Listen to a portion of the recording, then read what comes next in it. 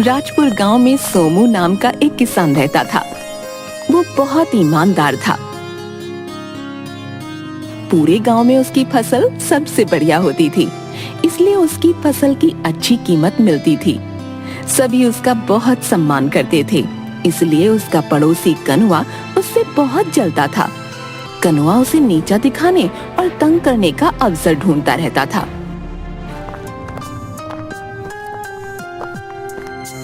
मुखिया जी, बोलो सोमू, क्या बात है, कैसे आना हुआ? मुखिया जी, मैं इस कनुआ से बहुत तंग आ गया हूँ।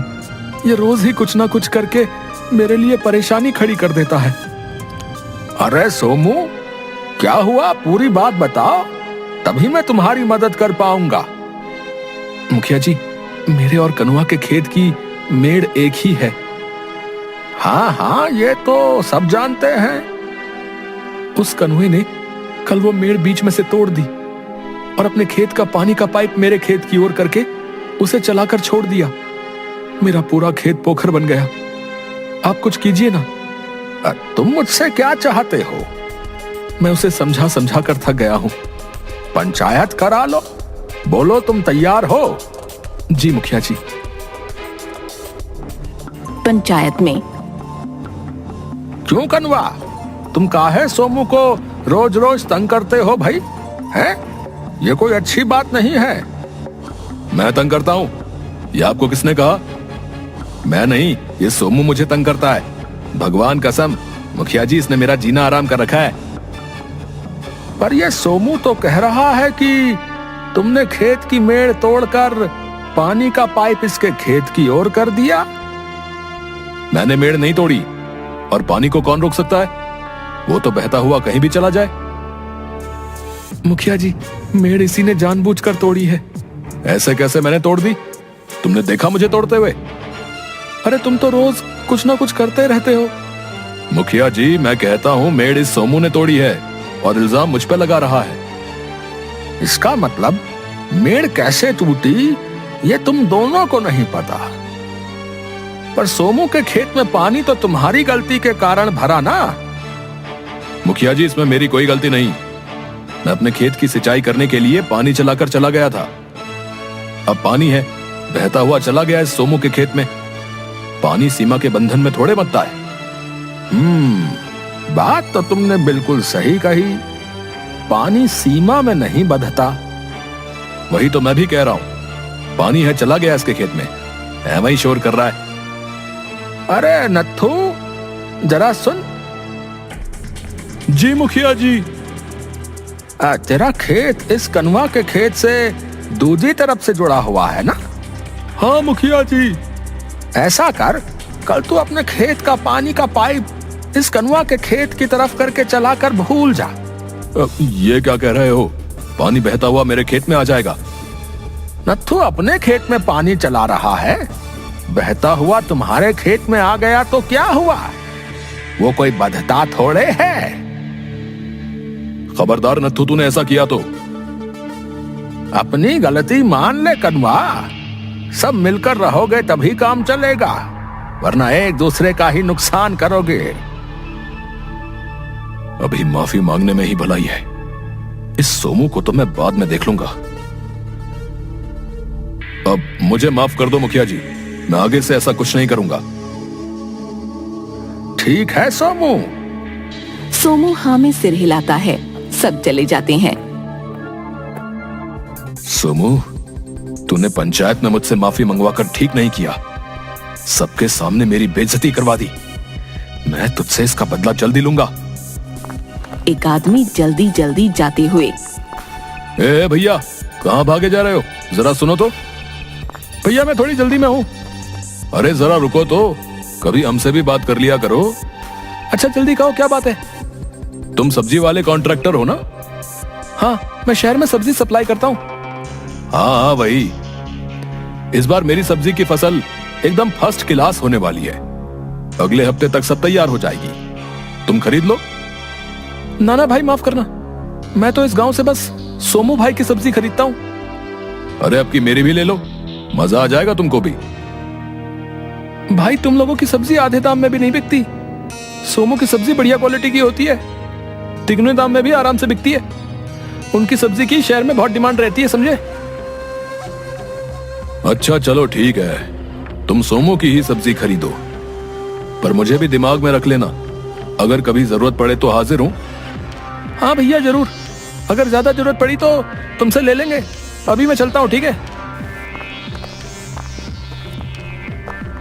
अरे जरूरत कैसे ना पड़ेगी, मैंने तो सोचा भी नहीं था कि इस सोमू की सब्जी तिगुने दाम में जाती है। इस बार नोट मैं गिनूंगा, बस मैं। सोमू, तुझसे तो मैं अपनी बेइज्जती का बदला लेकर रहूंगा।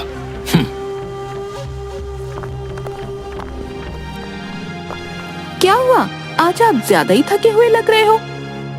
नहीं ऐसा कुछ नहीं है, बस हल्की सी हरारत है।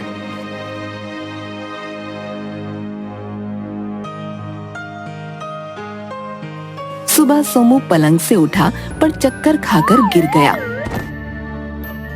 अरे अरे, क्या हुआ आपको? ये तो भट्टी की तरह तप रहा है। घबराओ नहीं, इन्हें वायरल है, इससे बहुत कमजोरी रहती है। 10 दिन बाद आराम आएगा, तब तक खूब आराम करना। और हाँ, खाने पीने का ठीक से ध्यान रखना होगा, वरना ठीक होने के बाद भी खड़े होने में कई दिन लग जाएंगे। जी डॉक्टर साहब, मैं इनका पूरा ध्यान रखूंगी। डॉक्टर के जाने के बाद सोमू पलंग से उठने की कोशिश करता है, पर वो उठ नहीं पाता। ये क्या कर रहे हो आप? सुना नहीं डॉक्टर ने क्या कहा? ये बुखार शरीर तोड़ देता है। पर काम कौन देखेगा? कोई बात नहीं, अगर इस बार नुकसान हो गया तो कोई बात नहीं। आप अपनी मर्जी से बीमार थोड़े ही हुए हो, सेहत रहेगी तो काम करोगे ना। शहर से आकर कॉन्ट्रैक्टर सोमू के पास आया। कैसे हो सोमू? ये तो उठ भी नहीं पा रहे थे, अभी कम से कम बैठ तो रहे हैं। इस बार की फसल तो, तुम्हारी सब्जियों की तो अभी तक कटाई भी नहीं हुई। इस बार देरी हो गई। कोई बात नहीं, इस बार मैं किसी और से ले लूंगा। तुम अपना ध्यान रखो भाई, सेहत है तो पूरा जहान है, समझे। कॉन्ट्रैक्टर वहां से कनुआ के पास गया। भाई तुमने कहा था ना कि तुम मुझे सब्जियों की सप्लाई करना चाहते हो।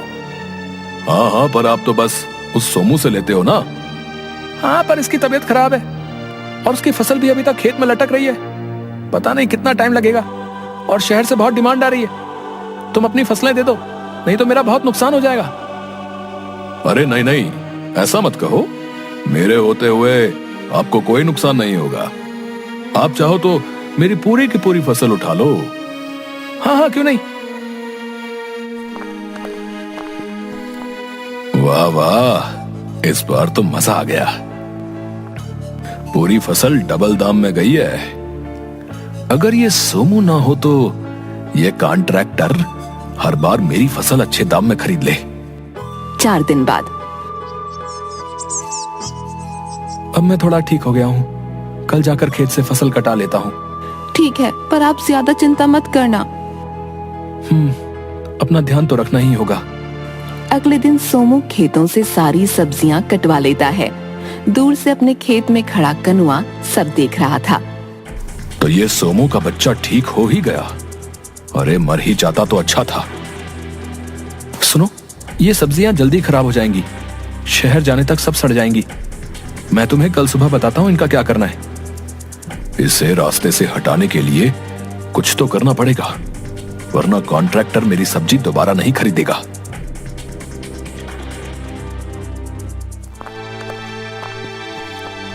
रात को कनुआ अंधेरे में कंबल ओढ़कर सबसे छिपता हुआ सोमू की सब्जियों के पास आकर खड़ा हो गया। बेटा सोमू, तेरा नाम और काम दोनों बर्बाद होने का समय आ गया है। तूने सबके सामने मुझसे माफी मंगवाई थी ना, तू तो किसी से माफी मांगने के लायक भी नहीं रहेगा। चल बेटा, दिखा दे अपना जलवा।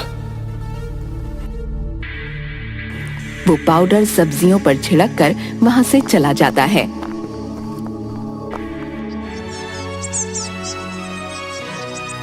अगले दिन कनुआ घूमते हुए हाट गया। वहां 2 रेडियों पर खूब भीड़ लगी थी। उसने जाकर देखा। अरे, ये दोनों मजदूर तो कल सोमू के खेत में थे। ये यहाँ सब्जी क्यों बेच रहे हैं? ओ भाई, तुम यहाँ हाट में सब्जी क्या मांझ रहा है? सोमू भैया ने कहा है कि ये सब्जियां जल्दी खराब हो जाएंगी, इसलिए इन्हें गांव के हाट में आधे दाम पर बेचने को बोला है। हे भगवान, मैंने तो इन पर वो दवाई, मुझे क्या, मेरे घर में हमारे खेत की सब्जी खाते हैं। सोमू की सब्जी जो खाएगा वो सीधा अस्पताल जाएगा। जब सब बीमार होंगे तो देखता हूं कि वो किस किस को जवाब देगा। रे, चलो अच्छा है, सोमू की बदनामी पूरे गांव में होगी, अब आएगा मजा। हाँ हाँ भैया, बेचो सब्जी बेचो, देखो सोमू को नुकसान ना होने पाया है। कनुआ अपने खेत में एक आदमी से बात कर रहा था। तभी एक बच्चा भागता हुआ आया। काका काका जल्दी चलो, आपको काकी बुला रही है। अरे बेटा, पहले सांस तो ले ले, ऐसा क्या हुआ? खाना खाने के बाद से राधा उल्टियाँ कर रही है, अब तो बेहोश हो गई। क्या? राधा मेरी बच्ची, चल बेटा। मतलब सोमू के उल्टे दिन शुरू हो गए। वो खुश होता हुआ वहां से जाने लगा।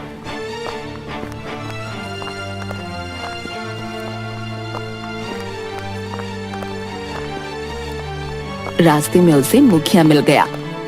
अरे मुखिया जी, क्या हाल है? मैं तो ठीक हूँ कनवा, पर गांव में जाने आज क्या हो रहा है। खाना खाने के बाद 10 आदमी अस्पताल भर्ती हो गए हैं और कितनों के पेट में दर्द है। कुछ पता चला ऐसा क्या खाया सबने?